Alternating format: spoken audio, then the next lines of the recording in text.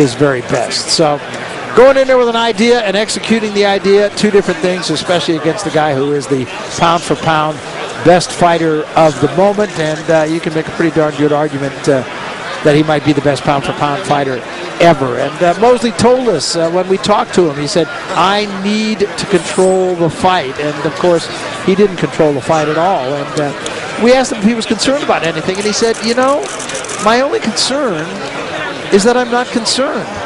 And my thought at that point was probably a pretty good idea to be concerned about the senator from the Philippines. And that's exactly what transpired tonight. It was a shutout win. You don't often see that in the sport of boxing, a dominant win, especially over a guy who has been in 21 championship fights. But Shane Mosley just did not have it tonight against the likes of Manny Pacquiao. So Pacquiao now will have to contemplate what comes next. What's going to be the next thing for him? They keep talking about another fight with Marquez. It would be the third. Pacquiao told us really that he's not particularly interested in fighting another fight with Marquez, but Marquez, although it would be certainly a fight that would attract some attention because of the closeness of the first two fights, and there is a bit of a revenge factor still for Manny Pacquiao in that fight. As he told you, he told us that he was not 100% for that fight going into that fight. Of course, he wound up not doing well in that particular fight. So will he fight Marquez again, or is there somebody else out there who Manny Pacquiao might be able to step up against? And right now, we have an opportunity to go to the center of the ring, talk to the winner with Rich Barada. Rich. Okay, thank you, Barry. Congratulations, Manny. Once again, another virtuoso performance here to win as you continue your amazing career. How did you feel about the fight tonight?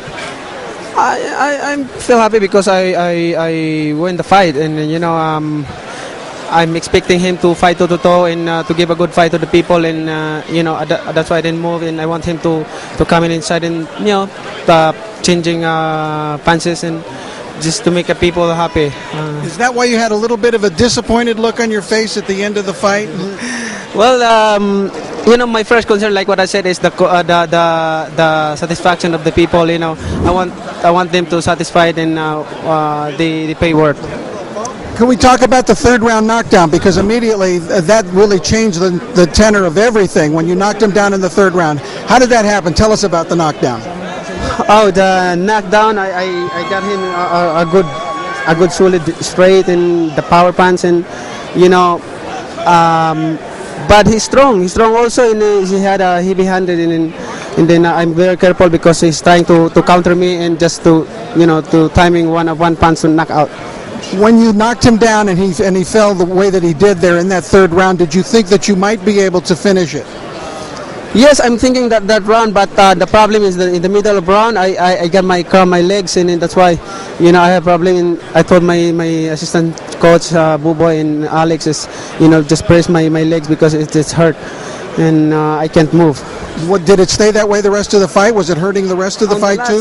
You know, in the 10 rounds, it's getting okay and better because the massage and the press it, and you know the last 3 rounds it's getting better and okay, not too hurt.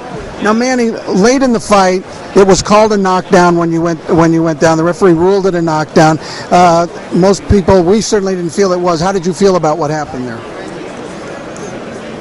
Yes, I mean, I'm surprised because the referee listened to the officials and he counted. But I looked like he stepped on your foot. Yes, I respect on that. You know, that's a referee's call, and that's part of the game. Did you get mad right then? Because it seemed like you went right after him, and it looked like you might finish him off. Yes, I mean, I have to recover because even you're not got hit in the pants, but the scorecard is going to be 10-8. All right, we have your promoter over here, Bob Arum, of course, of Top Rank. Bob, I know how you feel about Manny and where he stands historically, but I know there's a question of an immediate future as far as Manny is concerned too. What might happen? Well, we're gonna, you know, I think he's gonna fight again in November, and we'll talk about an opponent. You know, Marquez is a great possibility. There's Timothy Bradley, Zab Judah. So we'll discuss it next week. You want to talk about, again, if you could, about having an opportunity to be with someone like this, Manny Pacquiao, in terms of the historical significance and where he categorizes at this point in his career? Well, I guess I can talk history, but only the 45 years I've been in boxing. Right? Because I don't know what happened before, really. I wasn't that much of a boxing fan.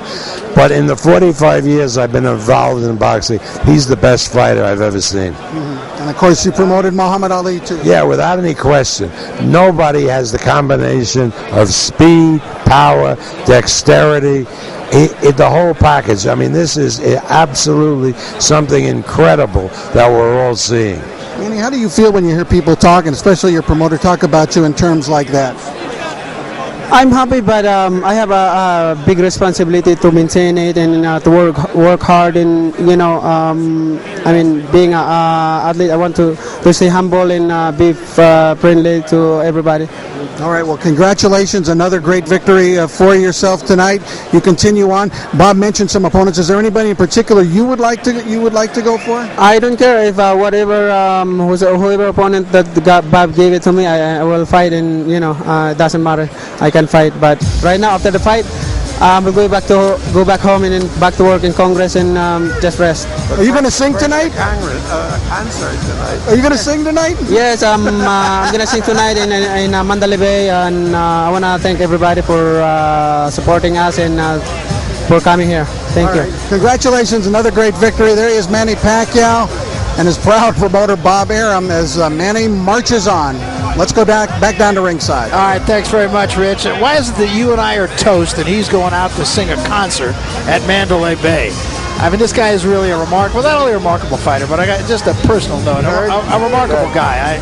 Having the opportunity to sit and talk with him just the other day, I mean, he could be your next door neighbor. He's just a guy that you ask him a question, he looks in your eye, he gives you an honest answer. There aren't too many fighters who would say, yeah, I was less than 100% for this fight or that fight. It hasn't happened since then, and I doubt that it will happen again, but he's just a terrific person who has the ability to juggle about 8 balls all at one time. So Manny Pacquiao, just the absolute best tonight, and maybe the best of all time. More Top Rank Boxing coming your way Saturday night, June 4th. We'll get underway 7 out here on the left coast, 10 Eastern time.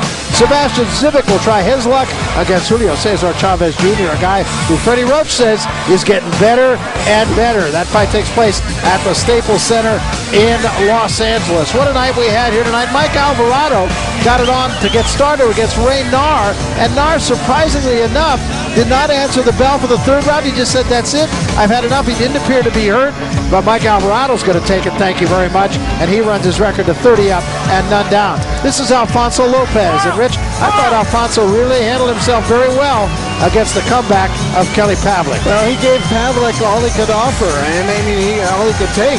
Pavlik won a decision, but it was not a lopsided decision, and Alfonso Lopez came in with an idea of how he wanted to fight.